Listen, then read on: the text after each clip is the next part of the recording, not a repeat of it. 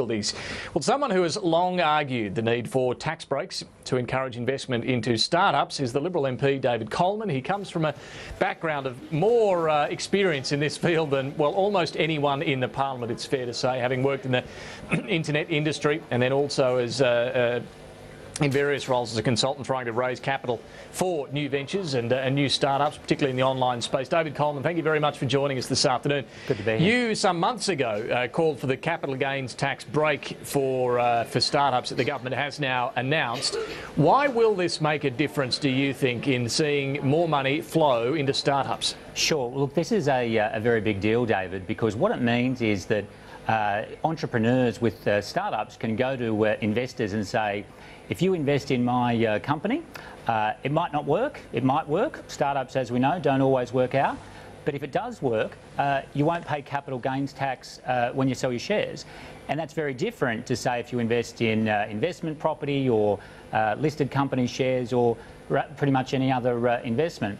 And so what that's going to mean is it's going to give entrepreneurs an extra sort of thing in their tool bag to discuss with potential investors, and it's going to make it easier for them to raise capital, which in turn is going to mean that more startups get off the ground. But here's the thing, you might save on your capital gains tax, but you can still blow your dough. If you look at the stats, there's a big number, about, I think it's 80 or 90% of startups fail.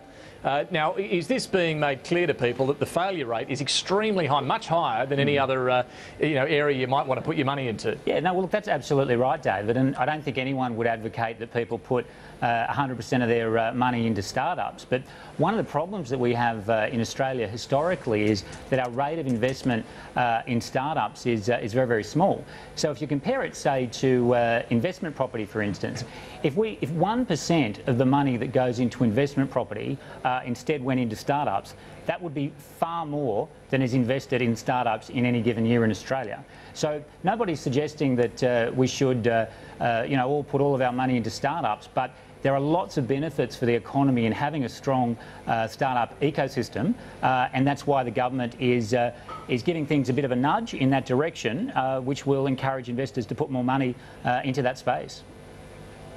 More money into these startups would be great, and as you point out, the employment rate is much higher among startups than pretty much anywhere else. But what is the main reason for failure that you've seen in startups in particular? Why do so many fall over, and what's the answer to helping them survive? Yeah, look, I think, David, that there are lots of reasons why startups fail, and to be frank, the government's not suggesting that these policies are going to mean that the majority of startups succeed. That won't be the case. They fail for lots of reasons. They're often very ambitious and audacious in what they seek to achieve, and when you do that, you know going in that the chances of success are perhaps lower than if you run a more conventional business, than if you become a lawyer or an accountant or another form of professional. Your chance of failure is much lower. So what we're saying is, let's give some incentive for people to invest in startups. Let's also make it easier for directors of startups. And this is an important point, David, because one of the things that happens when you're a director of a startup is you often get into situations where things aren't going great, you're concerned about the prospects of the company, and because of the way that insolvent trading laws work in Australia, the temptation as a director is basically to call a halt to the whole operation because you're worried about getting into trouble under the insolvency rules. Now, what this change will do is that if the directors appoint an expert in restructuring in that situation, they won't be liable to be found to have traded while insolvent. That means more companies will keep going, and that's a good thing. Let me ask you a final question. How would you define the startups that should be eligible for the tax breaks the government's talking about here? I know the precise definition is still to be worked out, but you're not talking about offering this right across the board. Who do you think should be eligible? Yeah, well, look, I'd be reasonably wide in the application, David. There are some existing rules around a thing called early stage venture capital limited partnerships, which is a bit of a mouthful, but an existing scheme where that 24 funds are already in, where startups are effectively defined through that. The UK has looked at this issue as well.